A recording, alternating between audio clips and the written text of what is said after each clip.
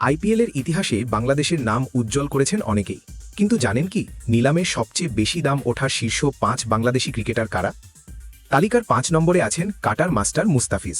২০১৮ সালে তাকে ২,২০,০০,০০০ রুপিতে কিনেছিল মুম্বাই ইন্ডিয়ান্স।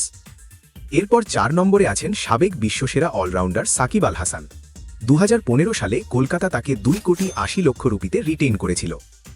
৩ নম্বর স্থানটিও সাকিবের দখলে। ২০২১ সালে কেকেআর তাকে পুনরায় ৩,২০,০০,০০০ রুপিতে দলে ভেড়ায়। ২ নম্বরে আছে ইতিহাস। ২০০৯ সালে মাশরাফি বিন মর্তুজাকে $৬,০০,০০০ কিনে বিশ্বকে চমকে দিয়েছিল কেকেআর। বর্তমান বাজার দরে যা প্রায় ৫.৫ কোটি রুপির সমান। আর ১ নম্বরে এখন সবার ধরাছোঁয়ার বাইরে ফিজ। ২০২৫-এর মেগা নিলামে কলকাতা নাইট রাইডার্স আর চেন্নাই সুপার কিংসের তুমুল বিডিং ওয়ারের পর তাকে আকাশ ছোঁয়া ৯,২০,০০,০০০ রুপিতে কিনে নতুন ইতিহাস করেছে কলকাতা। আপনার কি মনে হয় কেকেআরের হয়ে ফিজ কি এবার পার্পেল ক্যাপ জিততে পারবে? কমেন্টে জানান এবং এমন আরও ভিডিওর জন্য সাবস্ক্রাইব করুন স্পোর্টস স্ক্যানার।